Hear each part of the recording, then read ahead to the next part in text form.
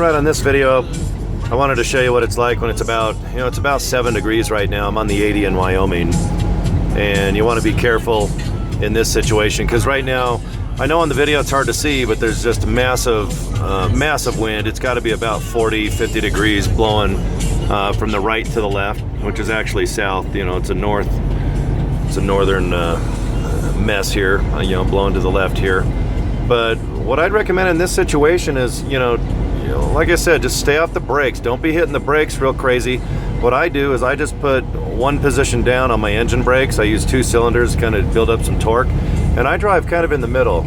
As you can see, this truck here that's broke down, I only had about 4 seconds to see it coming up. So if you're gonna kind of, and a lot of people just by nature, and I'll go over here and I'll show you, they just like to hug the right side of the road. And that's not, I wouldn't recommend that when visibility is really short, because if you look to the left of the screen, you can see when semis oncoming are in the screen. Do you see that? It takes only about 3 seconds. You see that?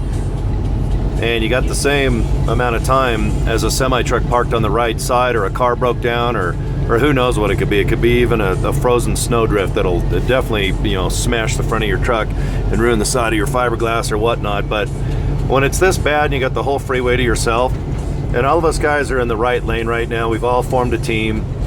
I wouldn't recommend hauling ass in the fast lane, and no matter what, you're gonna find, we call them cowboys, but if you want to drive 65 to 80, you usually see those guys in the middle of the freeway wrecked.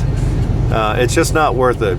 I know right now the road looks pretty decent, maybe on the video, but it's just not. When it's 7 degrees, literally, that means the surface of the road is probably, with 50-mile-an-hour winds, I wouldn't be surprised if it's minus 20 to minus 30. The 80's been shut down 2 full days now, and it's because even with sand and salt, it just won't break through. It's like Teflon. These roads are just super slick.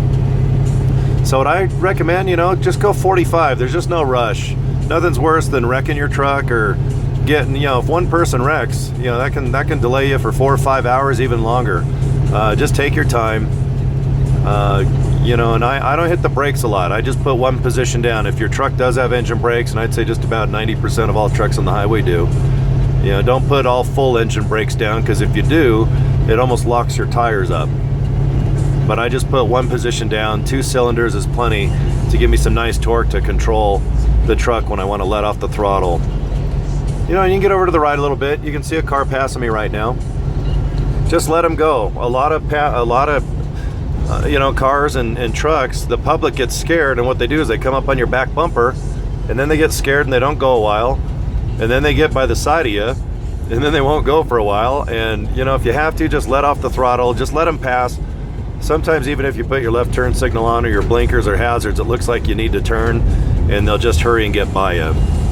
But it drives all of us crazy when a normal passenger car or truck kind of drifts on the left and right side of us, and they wonder why they get rock chips and whatnot. So, but if you're just a normal person driving on the road watching this video, don't get by us.